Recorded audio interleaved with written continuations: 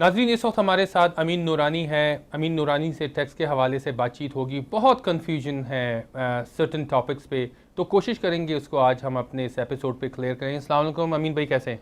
कैसे जी आप? बिल्कुल ठीक ठाक अमीन भाई, thank you very much for giving us a time.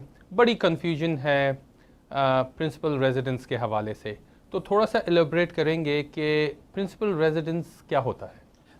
Zia, very interesting topic. Seems very simple, but it is not. Anyways, हम कोशिश करते हैं कि इसको सिंप्लीफाई करें. प्रिंसिपल रेसिडेंस वो घर, वो मकान जो आप अपने पर्सनल इस्तेमाल के लिए इस्तेमाल करते हैं. That's what the principal residence Okay. is. अब कनाडा के अंदर प्रिंसिपल रेसिडेंस पे there is no tax on principal residence. However, it is very important कि हम ये देखें कि ये घर जो है वो आपने प्रिंसिपल रेसिडेंस आपने अपने ज़ाती तौर पे इस्तेमाल के लिए रखा है या आपने बिजनेस पर्पस के लिए लिया है. तो दैट इज़ वेरी इंपॉर्टेंट. अगर अपने ज़ाती पर्पस के लिए अगर इसको घर को आपने ख़रीदा है तो आपके पास प्रूफ होंगे, आपके पास यूटिलिटी बिल्स होंगे, आपके पास ऑल एविडेंसेस मौजूद होते हैं कि आपने ये जो घर लिया है वो आपके प्रिंसिपल रेसिडेंस के लिए है. और अगर आपने इन्वेस्टमेंट पर्पस के लिए लिया है तो unfortunately CRA will come back to you and then they can put the tax on it as a capital investment, capital gain. बास एक्सट्रीम सिचुएशन के अंदर ये भी होता है कि लोग जो है वो 6 महीना घर खरीदते हैं, लेते हैं, बेचते हैं and they are trying to make money out of it. In that situation, CRA can even come back to you and they can put that income gain, capital gain, as a business income in an extreme circumstances. So it is very important कि आपका intention क्या है और क्या आप उस intention को substantiate कर सकते हैं या नहीं कर सकते हैं. अभी आपने कहा कि business gain versus principal residence, तो ये ज़रा नाज़रीन को बताएंगे कि दोनों में डिफरेंस क्या है? देखें, business income and capital gain में फ़र्क ये है कि कैपिटल गेन के ऊपर 50% टैक्स लेवी होता और है 50 छूट जाता है. और 50 छूट जाता है. और वो 50% जो एग्जेम्प्ट होता है और या 50% जो कैपिटल गेन पे जो टैक्स होता है वो आपकी रेगुलर इनकम में ऐड हो जाता है. और बिजनेस इनकम पूरी की पूरी आपको 100%. So basically it's 100% versus 50%. Exactly, है ना, अगर लेमैन एग्जांपल दिया जाए. दूसरी चीज़ ये है कि प्रिंसिपल रेजिडेंस में कोई टाइम फ्रेम होता है? प्रिंसिपल रेसिडेंस में कोई टाइम फ्रेम नहीं होता है, मगर जैसे मैंने बताया आपका इंटेंशन होना बहुत ज़रूरी है. In that situation you have to prove that you have bought that property for the purpose of living for yourself. So CRA आपको पिक करेगा based on your intention. Based on your intention, but you have to substantiate that intention. अच्छा, मुझे ये बताएं कि अगर God forbid किसी की डेथ हो जाती है तो उसके प्रिंसिपल रेजिडेंस का क्या होगा? Jiya, in that situation there are 3 circumstances. एक तो ये कि जैसे कि आपको पता होगा या नाज़रीन को पता होगा कि जब किसी की डेथ हो जाती है तो उसकी जितनी भी स्टेट है वो स्टेट में चले जाती है. और स्टेट पे जब जाती है तो उस वक्त 2-3 ऑप्शंस होते हैं.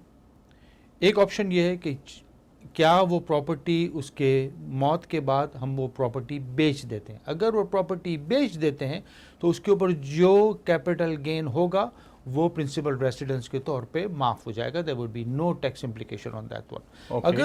अगर वो प्रॉपर्टी उसके हायर्स को ट्रांसफ़र होती है तो फिर 2 सिचुएशन है. एक सिचुएशन ये है कि अगर जिस हायर को ट्रांसफ़र हुई है and if that heir is adult और उसके पास कोई प्रिंसिपल रेसिडेंस नहीं है, सही, तो फिर उसके ऊपर कोई टैक्स इम्प्लीकेशन नहीं होगा because he will treat that property as a principal residence.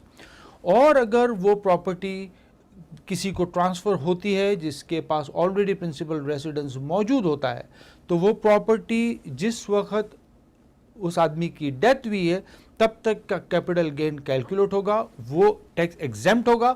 उसके बाद ऑनवर्ड्स जब तक वो उसका हायर वो प्रॉपर्टी रखता है, मसलन वो 4 साल के बाद अगर वो प्रॉपर्टी बेचता है तो उस 4 साल के दौरान जितना कैपिटल गेन हुआ है उसको उसके ऊपर टैक्स पे करना पड़ेगा. अब फ़र्ज़ करें अगर जिनकी डेथ हुई है उनके पास मल्टीपल प्रॉपर्टीज़ थे, फिर क्या होगा? तो फिर उसकी जो मेन प्रिंसिपल रेसिडेंस होगी, जो उसके लिए प्रिंसिपल रेसिडेंस होगी, that will be considered as a principal residence. और other properties will be treated as a investment income और इन्वेस्टमेंट प्रॉपर्टी, और उसके ऊपर कैपिटल गेन उनको पे करना पड़ेगा. क्या आप ये रिकमेंड करते हैं कि स्टेट प्लानिंग की जाए?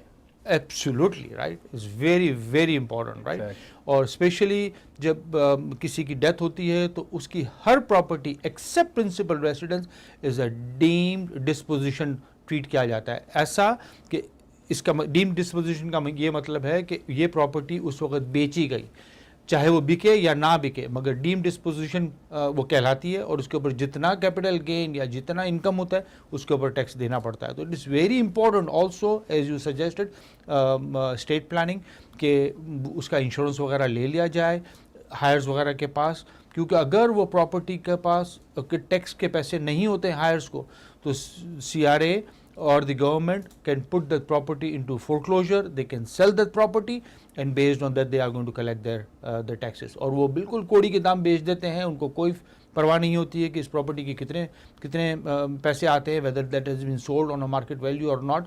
उनको सिर्फ और सिर्फ अपने टैक्स की कंसर्न होती है और उसको देन दे डोंट कंसिडर कि प्रॉपर्टी किस दाम पे जाती है। It is very important for a state planning purpose कि आपके पास इनफ इंश्योरेंस हो जिसकी प्रॉपर्टी होती है, ताकि खुदा न खास्ता जब उसकी मौत वाक़ होती है तो उस वक्त आपके पास इंश्योरेंस के पैसों से आप उसके टैक्सेस वगैरह की इम्प्लीकेशन पे कर सकते हैं। Thank you Amin. वही टाइम की शॉर्टेज की वजह से I know questions are a lot, but upcoming episodes में हम इनके बारे में बात करते रहेंगे।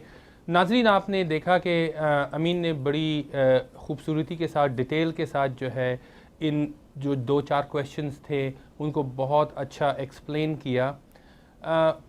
हम सबको ये याद रखना चाहिए कि हमारा हमेशा एक साइलेंट पार्टनर होता है।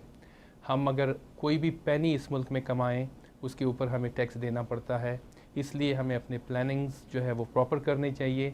जितनी इम्पॉर्टेंट आपकी विल है उतना ही इम्पॉर्टेंट जो है वो स्टेट प्लानिंग भी है, बहुत इम्पॉर्टेंट। यहाँ से हम चलते हैं एक ब्रेक की तरफ। Just stay with me.